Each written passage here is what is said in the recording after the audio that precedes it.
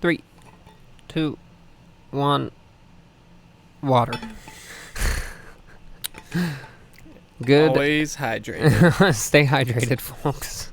Even when you're starting a podcast. Yep. Well, hello everybody. We are here to break down the UFC 240 card. It was good. Really great card. Definitely worth paying for it, honestly. Yeah. I thought it was good. I don't know about paying for it. I love how many people there are who just stream fights and like illegally and aren't willing to pay. Like, it's how do so they do silly. that? I mean, well, there's a bunch of streams you can find. You can find it? Yeah, and it's just We've so never done that. stupid. It's like, pay for it. I mean, it's bringing you value to watch fighters. I mean, Totally. I mean, it's a great sport. It's good night of fights. It's worth paying the money for, I think. And you're contributing, you know. It's kind of like buying a musician's music that you listen to. Well, it would be nice to know that a little bit more money went directly to the fighters. Yeah, I agree. Yeah. Like Felicia Spencer only got $15,000 for this fight. Yeah, but that sucks. That definitely sucks. Yeah. That she had to take a beating. Yeah. Like, she should definitely get paid more for that. I think it was like $17,000, but yeah, it was something. Either way, yeah. I mean, her camp cost $17,000, so yeah. That's the one problem I do see where people don't want to support. They have to be active until they're, you know, it's just, I mean, if you want to make money as an athlete, then you have to, it's about recognition. It's about how many people are tuning in to watch you fight, you know, so I don't know. I definitely, you know, I see, but then you see the boxers getting paid just outrageous amounts. Exactly. You know, and I mean, I think it's part of the problem is the UFC association, right? I mean, they are pocketing a lot of the money, which is fine. That's their prerogative, but they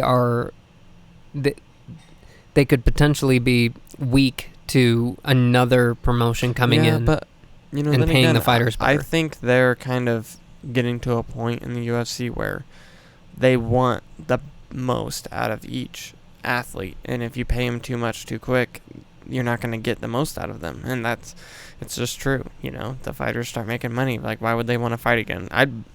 If I was a professional boxer and I was loaded, I'd be much more willing to get into the ring and do a boxing match than I would be if I was a professional MMA fighter and you're asking me to get back into the octagon when I'm set for life. You know, it's like, you can't pay MMA fighters too much because they won't fight. That's an interesting, that is like, Max Holloway is almost one of those fighters. Like, if you get paid $150,000, of course, there are a lot of fighters out there who, you know, they fight just to fight. Yeah, but I think, dude, I think you might see more, but you might see more out of the fighters if they can actually recover well and pay their bills and stuff like that. So, you know, there's a middle ground there.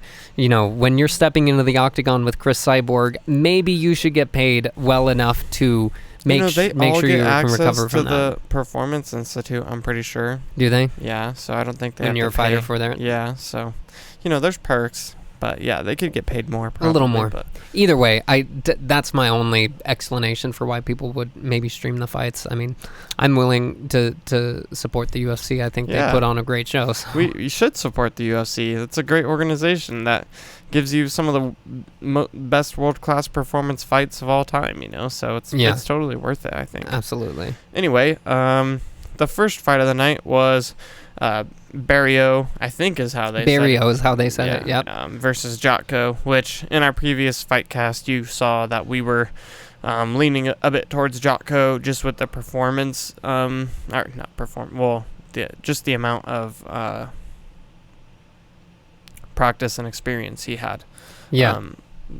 I mean, he's definitely the longer, you know, he's been fighting longer than Marc-Andre, and I think that's exactly what he showed. Right. I think that Barrio is potentially the more exciting prospect. Right. I liked what he did.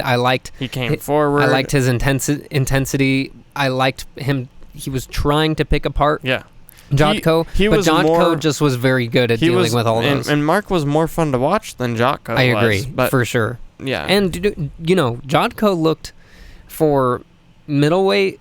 I mean, they're pretty heavy, but he looked tired at the end of that fight. Yeah. You know what I mean? Definitely. He looked very exhausted. Yeah. So, to some extent, you know, I think Barrio also could, you know, potentially work his body a little bit more and build his, but I think he has everything he needs, that if he pushes the cardio just a little bit, he'll be really difficult to deal with at middleweight. If he can keep up his momentum and then start, moving his head off that center line so that he can actually land the punches when they're coming in. The other thing that Jotko was doing was throwing those knees kind of from distance and kind of the straight kicks. And I remember those, just being a deterrent as far as letting Barrio get in. Yeah. So.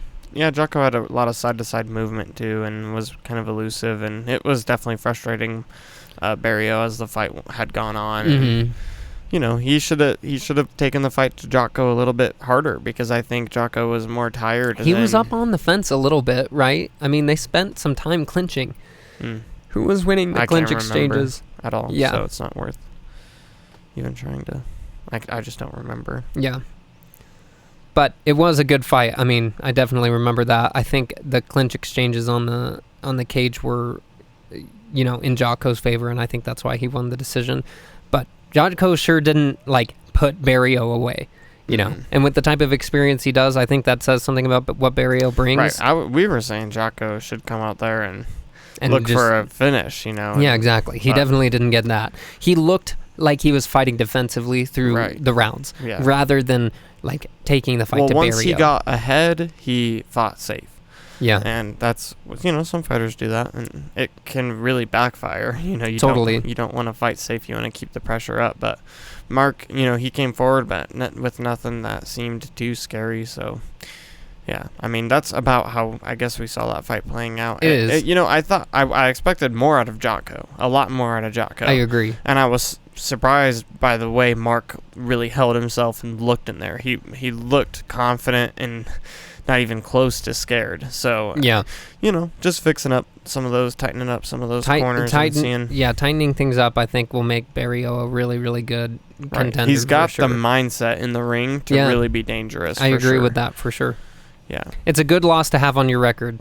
Somebody a lot more experienced who has really, really, The way that fight looked, though, I mean, you want Mark to win that fight, right? Yeah. He should have won that fight. The way Jotko was looking, especially in the third round. Tired and not moving more and not really, he wasn't putting really... pressure. It didn't seem like he was really putting much behind his shots or anything like that, so, yeah. But it was a good fight. It was a good fight. That was middleweight? And it was decent output. I'm showing... Are they heavy? Total strikes, 102 from Barrio, 181 from Jotko. Significant strikes, 77, and 117. Of course, those are total not landed.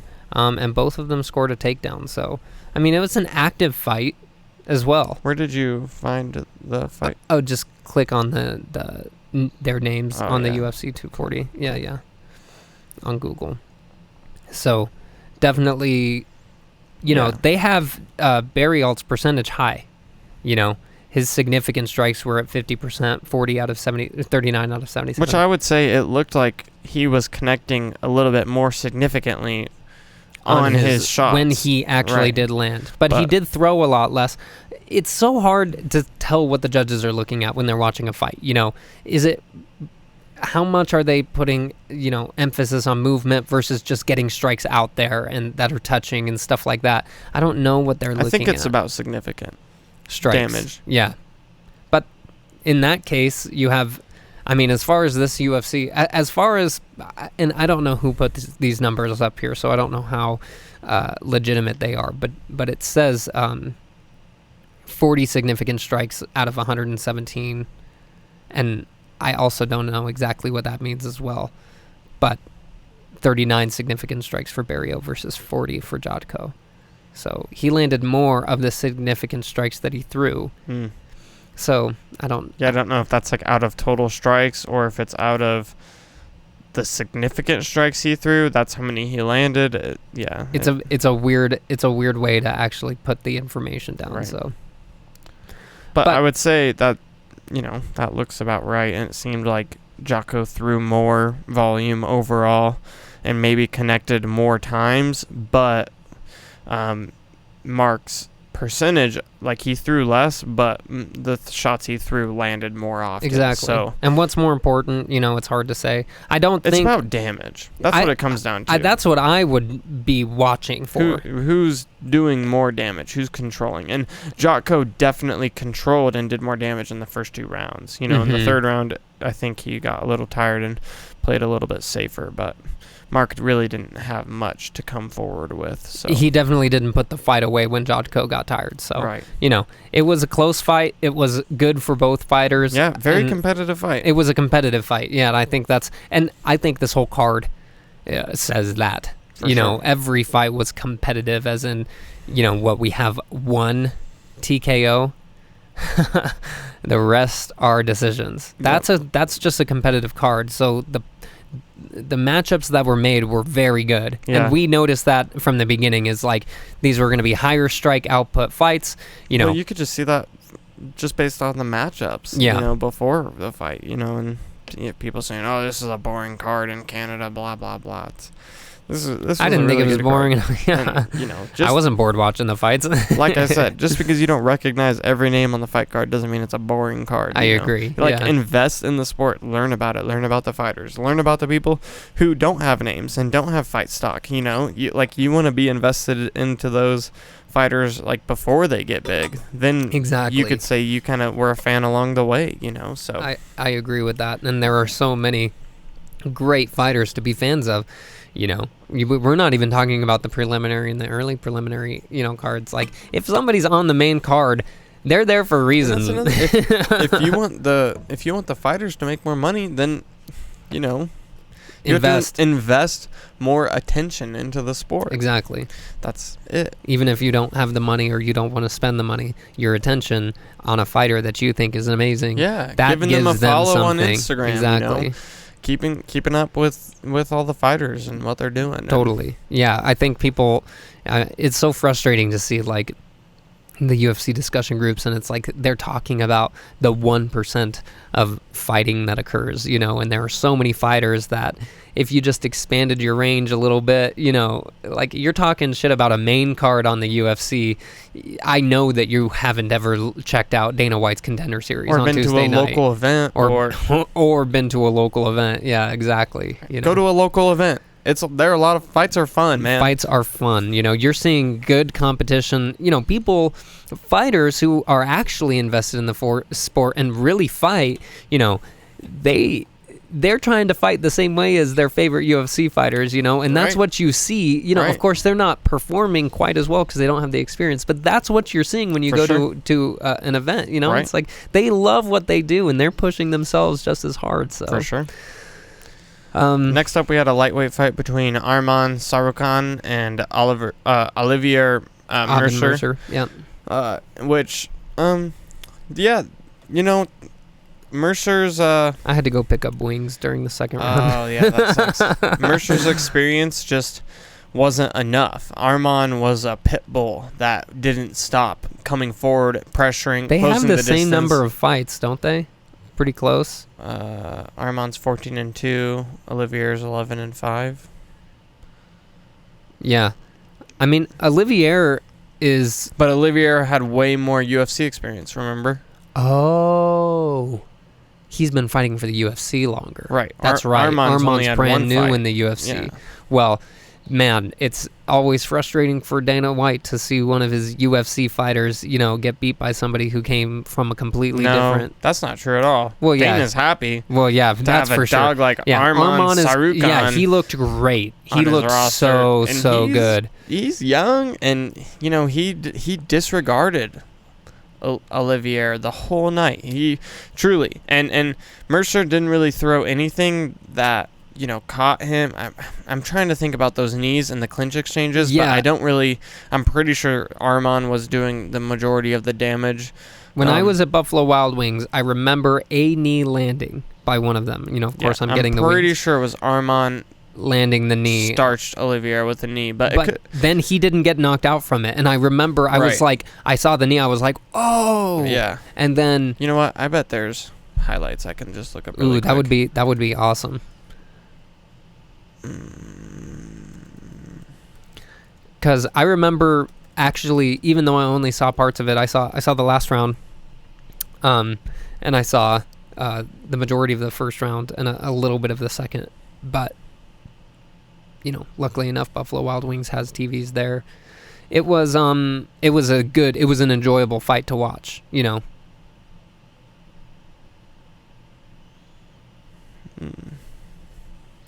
Yeah, and Arman is something. He's a force that's going to have to be reckoned with in the lightweight division, no doubt. You think so? Oh yeah, he's just an animal, and he's got that Russian,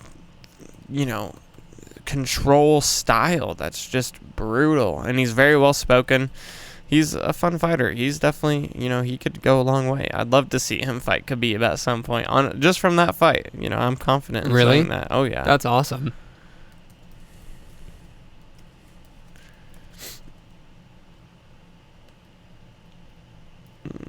I got it.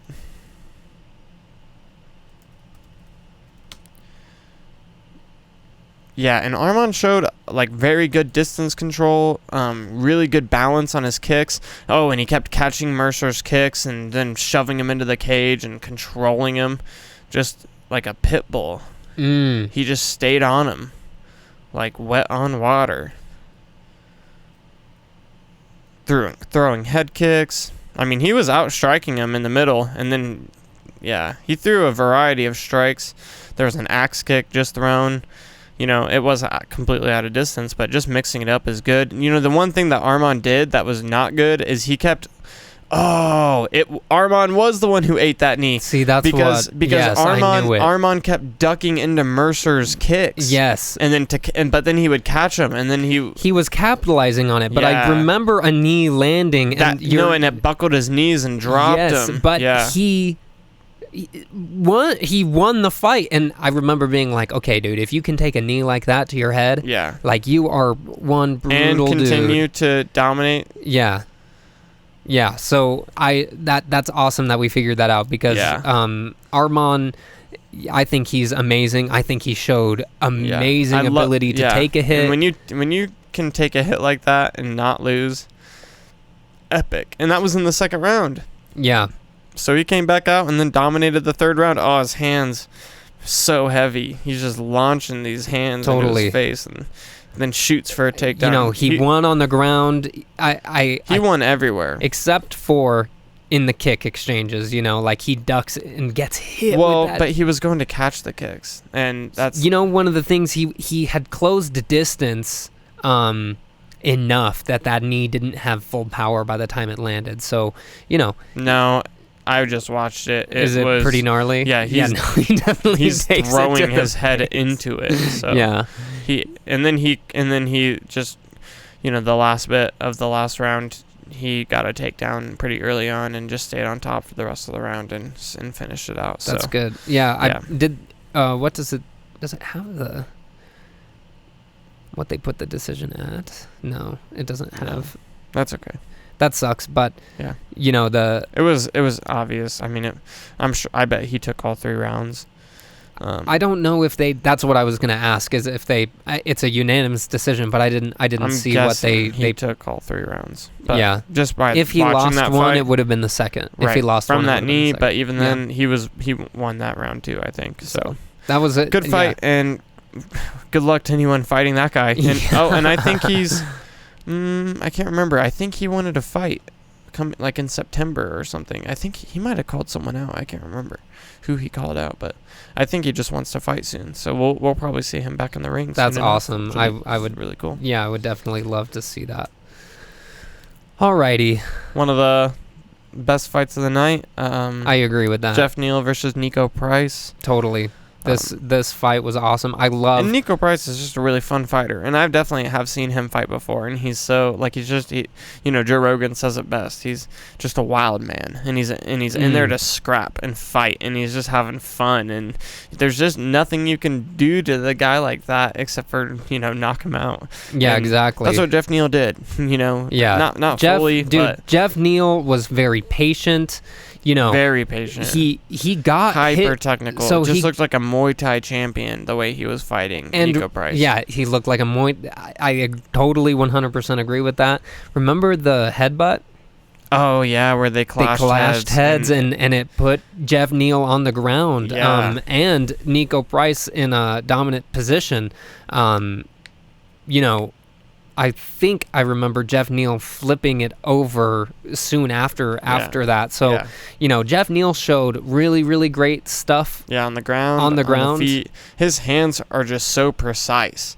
His it was like a missile lock-on system. Like, for sure. His left hand was just finding Nico's face. I agree. Beautifully. Yeah, it was some good stuff. Yeah, if he can do that, if he can fight like that against some top-tier talent, he's got a real shot at being, just a brutal contender to deal with. And Nico Price, that's a tough fight, and I think he did a really good job. He just needs to clean up some of his edges. He fights too sloppy. A little bit. And if he cleans it up... He wasn't particularly accurate with his punches.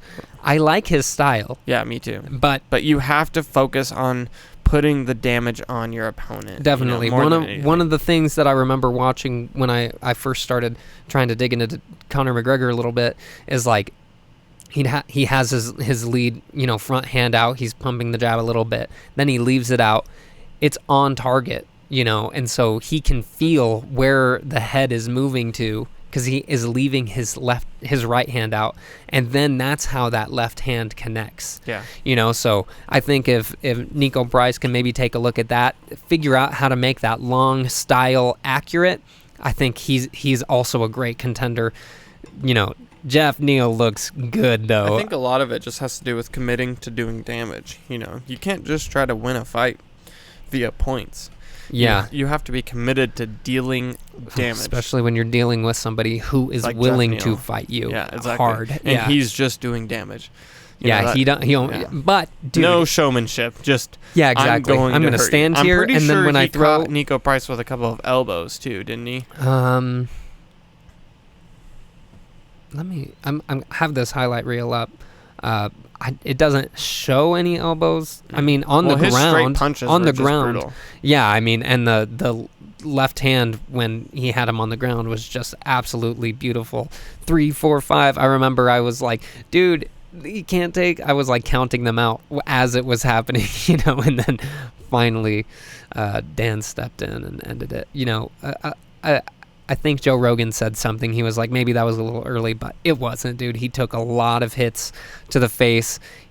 His hands were all over the place. No, he wasn't. It was a really good stoppage. It was the right stoppage, And one of the things, I think our mom was watching with us, and she thought it was maybe a little early, and we broke that down just by being like, yeah, well, 2 boxers have died in the last 2 weeks, So we're much happier. You've been so morbid lately. And that's not that morbid. It was a good stoppage. Yeah. I'm just like, I'm glad that Dan. You don't need fighters taking extra damage. I want to see Nico Price fight again. Exactly. Exactly. So yeah, that was definitely one of my favorite fights of the night for sure, and I really can't wait to watch Jeff Neal fight again. Yeah, same goes for Nico Price. Absolutely. And that was the only TKO of the night. Yeah. The last 2 fights were brutal. Yeah. The first being Chris Cyborg versus the absolute tank of a person, Felicia Spencer, being able to take more damage from a person than I've ever been in. Yeah, Chris Cyborg looked very tight. She looked And she almost looked like she was slowing down in the first round after she kind of... Yes. She was teeing off on Felicia, well, but she then got she kind hit with that elbow, dude, and who knows how big of a... Oh, yeah, that lead. It cut her head open. Superman elbow almost. Dude, that was nasty. Felicia Spencer should have gone back to that technique. Yeah, I think she tried, but she, Chris started seeing it's also, she tried. It was telegraphed a little bit. Well, she tried and she also, stepped weird and it didn't come out right and she hesitated and then and then she didn't really throw it after that. It was a little telegraphed and I think that's why Chris was able to get out of the way and then, she was capitalizing every time Felicia was coming in. But Felicia didn't stop coming forward. I mean, what an amazing, amazing human being. She left a piece of herself in that octagon against Chris Cyborg. For sure. She took massive shots to the body all night, The kicks and stuff. To the head, too. Well, and to the head. Not just to the body. But I remember some of those kicks being like, dude, I would be on the ground. Like, they were just cutting right through the body. Right. So, you know, and then Felicia kept going for the takedown. You know, she never stopped doing that. Right. She How had many a game plan. Attempts was it? 8. 0 for 8. She didn't land one. I know, it sucks. Brutal. But you're fighting someone significantly bigger than her. Right. So the output of Chris Cyborg is ridiculous. Oh, dude, she just threw and threw and threw. Yeah, I thought she was going to get tired. I thought she was kind of screwed, and then she didn't get tired, and she wasn't screwed. If anything, she got stronger. She got almost stronger as the fight went on. Yeah, for sure. Like after the first round, and I remember Joe Rogan saying something like, "She looks tired" or something like that. Yeah. I was right there. I was like, "Wow, she's looking like she might be done." If Felicia keeps putting, you know, this pressure on her while she's on the cage and she can land any more elbows, ooh, that would have been nasty. But dude, Chris made some adjustments and Spencer, like, those elbows are just such an underrated attack in MMA and in the UFC. Like, the elbows are so brutal. Totally. They can just change a fight, you know, getting a big cut one like landed. That. I know, and it was just the nastiest cut on Cyborg's head you've ever seen. It was big. Yeah. But it was just, but if she could have gone back to those elbows, you know, I think she did a really good job. I think she did an amazing job. Depending on who she matches up with next, I don't think she's at the top of the heap now for it to perform like that. Absolutely. You know, maybe put her up against Holly Holm. That'd be a great fight at 145. Yes, you know? I 100% agree with that. If you can beat Holly Holm, you know, maybe then you can rematch with Cyborg or go back for Nunes. Like, definitely. You earned a rematch with Cyborg, that's for sure. I would agree with that. Like, I mean, make some adjustments, figure out how you're going to get her to the ground, or make a decision to work on the striking and see if you can build your strike, because her striking looked good. I just don't know if she was confident in her striking. Right. She wanted to get a takedown. Yeah, if she would have pumped the jab maybe a little bit and then got Chris thinking about that and then landed the elbow 3-4 times. Yeah. Dude, that stacks up quick, you know, but she only kind of landed the 2 big ones that I remember. 3 total, two or 3, yeah. Dude, you land 3 more of those and it's going to be hard. Chris isn't going to be wanting to push in towards you. Right. You know? And the other thing is work some cage clinch, right? And getting elbows off and knees off in there. Yeah, she works fucking cage clinch. Well, I just mean Cyborg is an animal fighting like a bat and out her of a knees, corner, you know? Chris Cyborg's knees up against the cage, like she was getting them out there and right up into Felicia Spencer. Like, it's hard to deal with that. No matter, like, you can't check a knee like that. You know, it's like you have to be dominating in the clinch. Right. And when you're dealing with someone that much bigger than you, it's almost impossible to do that. And Cyborg is huge, massive compared to her. Huge, dude. We need more weight classes for those women. Like, we need more women fighters for more weight classes. But who said that Chris Cyborg should be fighting at 165? That was probably Joe Rogan. I think it was Joe Rogan. She cuts a lot of weight, you know, but she just looks so good. So. She looks great at that weight, dude. I mean, she doesn't look like sucked out completely. It seems like she wants to fight Nunes next. So she definitely made it sound that way. Good. So I'm definitely excited to see. And she even said she wanted the rematch. So I don't know where I heard that she didn't want the rematch, but yeah. She excuse me. She's a game opponent. She definitely she makes a couple adjustments and comes back at Nunes pretty quick. I'd love to see 5 rounds. We just saw Cyborg get tougher as the fight went on. So I'd love to see 5 rounds come to decision, Nunes versus Cyborg. I'd love to see how they have to deal with each other when they're both at the top of their game, both giving 100% and both taking big but shots. Nunes is just technically very advanced and, a little faster. We don't even know if Chris can stand with her, I mean, Chris was getting tagged by Felicia Spencer, and Felicia Spencer's striking, I'm sorry, is nothing compared to Amanda Nunes striking. There definitely weren't any leg kicks or anything like that opening up. Felicia Spencer, I would have gone to the overhand right that Nunes used to finish her with, especially in the second and third round. Well, and some lower strikes as well. Right. She only really was aiming for the head, and she was missing, leg kicks. Leg kicks can open up takedowns because it decreases the side-to-side motion. Chris Cyborg's leg kicks just were really nasty. Yeah. So. I mean, but that was an amazing fight. I can't wait to see both of them fight in the ring. Yeah, totally. Sure. Whoever they match up with next. Yeah, I mean, I think there's plenty of work to be done. I'd love to see Chris Cyborg versus Jermaine Durandame. That'd be... did she just fight at 135? Jermaine? I think she fights at 145. Does she? Yeah, she has fought at 145. So that was against Aspen Ladd, and she just that was at 135. Yeah, but she's fought at 145 before. Well, I'm pretty sure she was the 145-pound champ. She was. Damn. Holly Holm, I believe, beat her for that. I'd love to see Felicia Spencer fight Jermaine Durandame if she goes back up to 145. That'd be a killer fight. That'd be a good fight. That'd be a killer fight. I think Felicia Spencer has a good shot of winning that fight. I agree with that. Yeah, that'd be a good matchup. And the main event, it unfortunately went exactly how I expected. And I knew Frankie Edgar was a game opponent. Almost to the extent that you said it. Like, talk Frankie Edgar up for 10 minutes because he deserves it. Right. And then no one's on Max's level. Give it to Max Holloway. Like, he is just... I mean... To stop someone like Frankie Edgar from getting close to you for 5 rounds straight without getting tired is really amazing. You know what would make Max Holloway unstoppable is training with John Jones.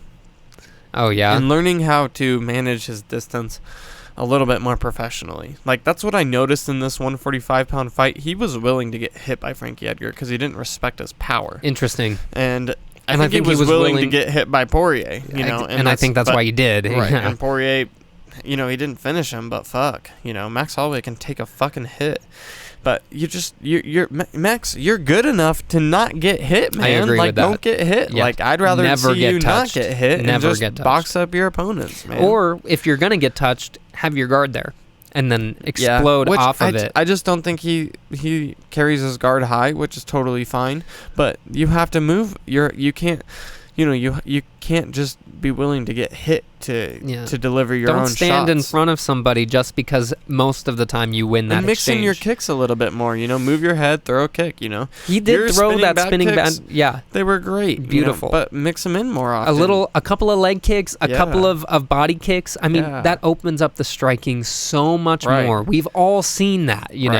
Get into the clinch, be okay there, work the knees a little bit. We know if he was doing that, his boxing game only increases in its productivity. Yeah, he's definitely, it's just a style. It's a style. He likes to throw hands, and but if he could clinch someone up, throw a knee, push him back, throw a kick, and then go back to his boxing, it's like, he could do some fucking ninja shit. Yeah, definitely. And he's definitely, I don't think I don't even think we've seen close to his final form. Oh, no way, dude. He is a John Jones type fighter. I think, yeah. He's here to stay. I don't think, I'm super excited for the Volkanovski fight.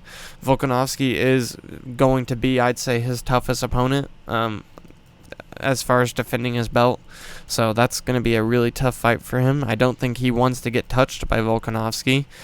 And his style, unfortunately, he does. He gets touched up. But if he can avoid getting hit, he's just someone that you're not going to be able to beat. How old is he? Probably like 32 or something in there. Maybe 34. Oh, 27. Dude. Jesus. How old is Israel Adesanya? He's older. He's like 34. So this is what I'm thinking. I love Israel Adesanya, so I've watched a lot of his glory fights. He sure as hell wasn't at his final form when he was 27 years old. Yeah. You know what I mean? If Holloway can... Oh, shit. Israel Adesanya is only 30. Okay, well, he's just amazing. But even still, that's 3 years difference. Right. Dude, if Max Holloway... It's also the difference between kickboxing and MMA. And I think Israel Adesanya, his striking works better for MMA than it does for Glory because it's smaller gloves. So he does a lot more damage with each punch he sticks, whereas in Glory, you have those 12-ounce gloves or 10-ounce gloves, and it's just they're not going to hit the same way that he hits now. Mm-hmm. So, I think striking wise, Israel is almost probably a better MMA striker than he is even a kickboxer. But all that kickboxing, gave him the experience that he needed to really thrive within the UFC, and that's what we're seeing now. And if anyone thinks that he doesn't have a chance at beating Whitaker, you're wrong. I think he's going to win against Whitaker. Israel Adesanya is just a a ridiculously game opponent, and he will put damage on your face. And yeah, definitely. Like, he won't stop and until I don't he necessarily mean that Max Holloway is going to ever look like Israel Adesanya. Well, they're two different fighters. But more what I'm saying is that Max Holloway in 3 years with that much experience, yeah, I mean, this is why people are calling him the greatest of all time, because for his age, he is a dominant boxer. Right.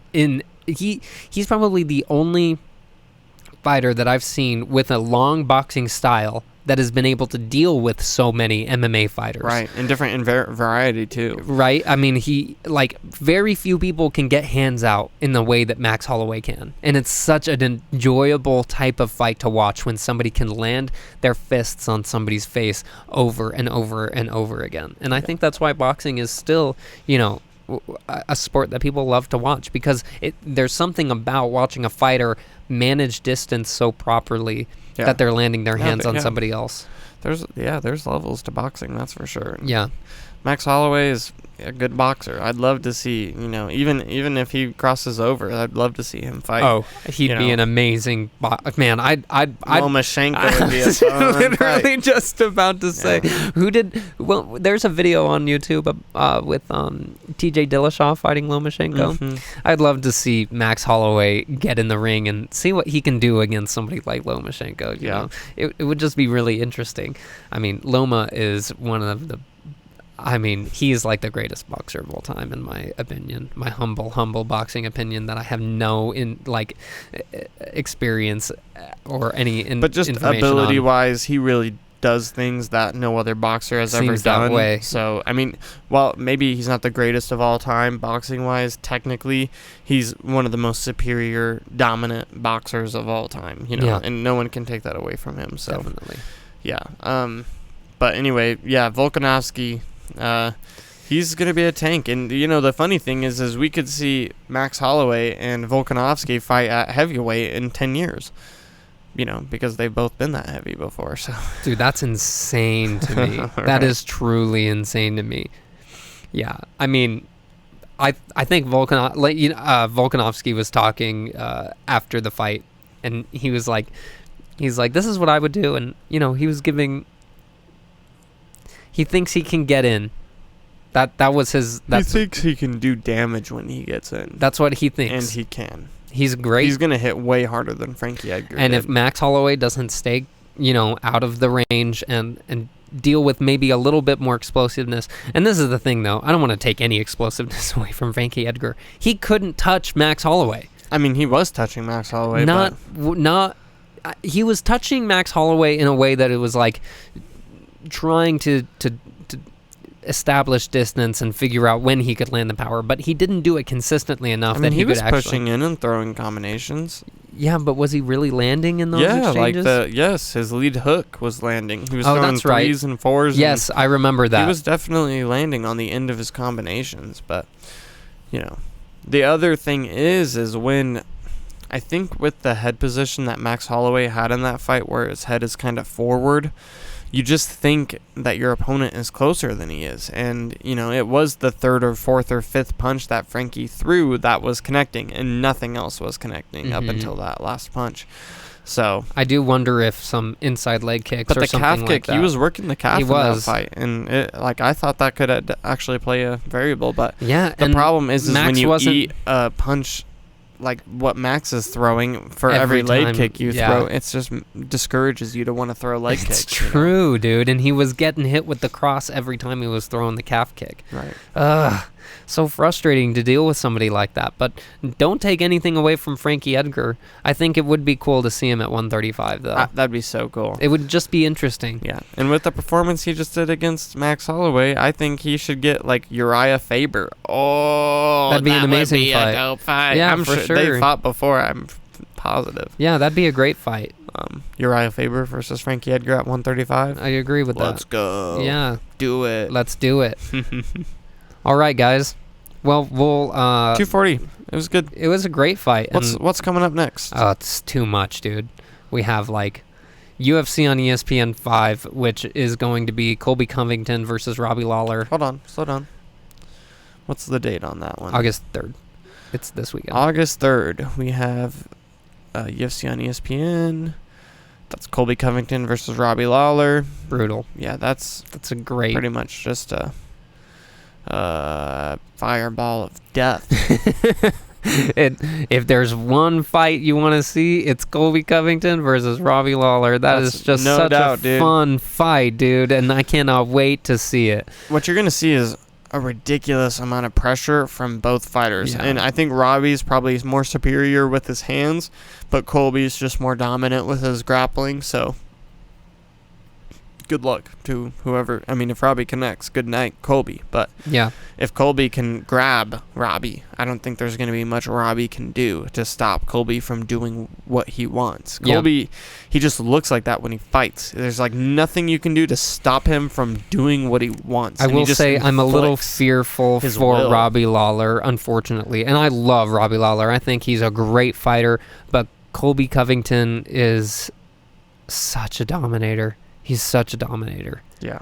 You know. Well, the thing is, I think it's going to be who lands the first strike because Colby doesn't really, knock people out. You know, he wins by just being. Either one of them could get knocked out, though. Either one of them could get knocked out. Yeah, they're going to be throwing bombs for sure. Big ground and pound. The first one to get on top might win. You know. Yeah. The following weekend we have Valentina Shevchenko at the top of Fight Night 156. It's not a massive card that I know many people from, but Mike Perry is on it. I love fight cards like this. Don't skip over Jim Miller and Clay Guida for the co-main on ESPN 5. Oh yeah, that'll be a good fight. I didn't know we were going. Couple of old dudes getting down. Mm-hmm. And it looks like Volkan Ozdemir and Ayer Latifi was canceled, which was a fight I was super excited for. Oh, that sucks. Yeah, oh well. Sorry, Fight Night 156. Yeah, Shevchenko, busy athlete, already back in it, fighting Liz Carmouche. I don't know. Yeah. Good luck to Liz. Good luck to Liz. I don't think anyone's going to beat Valentina Shevchenko. I think that's about soon. all I have to say. Yeah. Mike Perry. Let's see him. Love Mike Perry. Who did he fight last? Cowboy? No, he just fought someone more recently. And I think he won? I'm trying to remember. I feel like we watched this fight. Alex Oliveira? Oh. I think we watched that. Yeah, we did. Is that that's Mexican Cowboy? Or Brazilian Cowboy, I mean? Well, Mike Platinum Perry. Versus, yep, Cowboy. Or Brazilian Cowboy. Yep. Yeah, cool. Yes. Yeah, so we did, totally. Gosh, he's getting in the ring again soon. And he won against unanimous decision, yeah. Yeah, that's a big win. Definitely. So that'll be, I don't know, Vincent is 16-6, so yeah, good fight. Yeah, we'll have to look into Vincent because I don't know him. But yeah, that'll be. Oh, and Volkan Ozdemir and Ayer Latifi is on that card. Oh, okay. Instead. So they just moved it 1 week. That's good. Cool. Good. Yeah, so it's a longer main card, so that's going to be fun. And then, of course, UFC 241 after that, which is one of the most massive cards I've ever seen. And we'll give a quick call out to Ian Heinisch, who fights for Colorado. He is fights out of Colorado. Out of Colorado, I'm sorry. What team is he on? Do you know the team? I think he's on Factory X. What? In here. Yeah, dude. He fights in Factory X, yes. I'll look that shit up. I'm pretty sure he's fighting at Factory X, which, that's not far from where we train, and we've I fight guy. Blake has fought someone from Factory X, so yeah, they're a busy gym, but Ian Heinisch Factory X. Yep. Whoa. Isn't that crazy, dude? Just blows your mind, like we're that close, but he's fighting Derek Brunson. That's a killer fight for Ian Heinisch. Ian Heinisch is an animal. Such an animal. He looks so good in his fights. He's been so dominating up to this Derek point. Brunson does not want to lose a fight right now because I'm pretty sure he's on like a 2-fight loss streak. So ooh, it's gonna be a hard fight. Yeah, that's top tier competition for Ian Heinisch. 100%. We'll see what he can do. You know, he only has 1 loss on his record. If there's a loss for him to take, it's potentially now against Derek Brunson. You know, like that's a killer fight. But I don't think he has to lose. You know, he could potentially.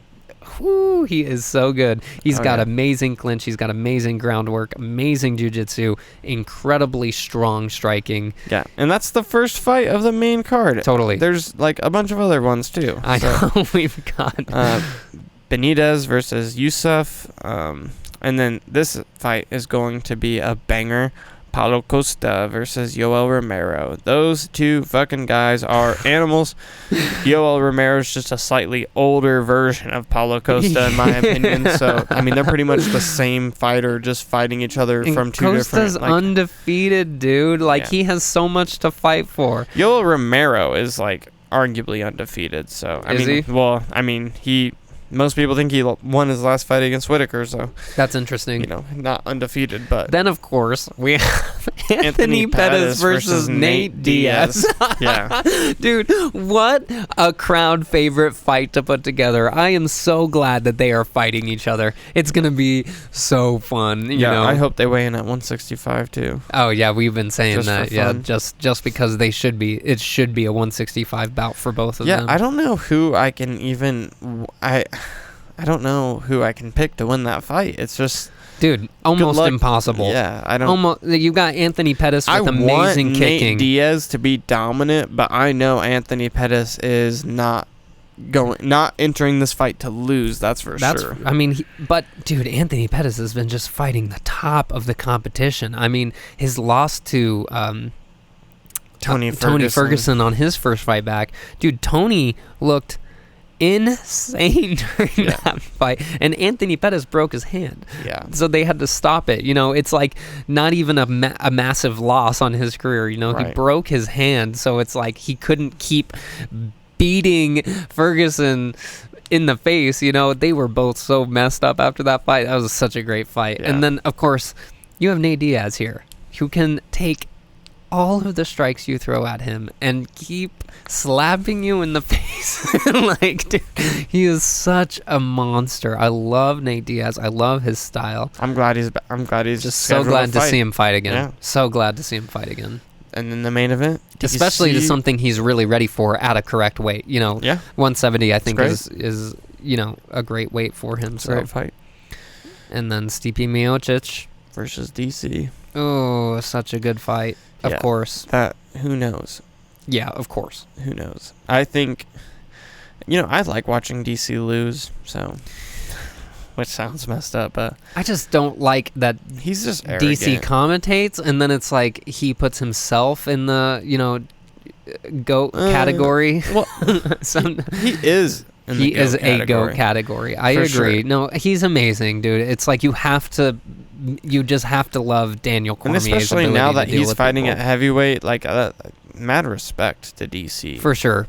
And, dude, for someone his height to be such a dominating force at that weight, at the end of the day, you have to give that guy more respect. I mean, he just deserves all the respect in the world. Mm-hmm. And he's a great commentator. He's a great fighter. He loves the sport. He puts his heart and soul into every time he is at an event, whether he's fighting or commentating.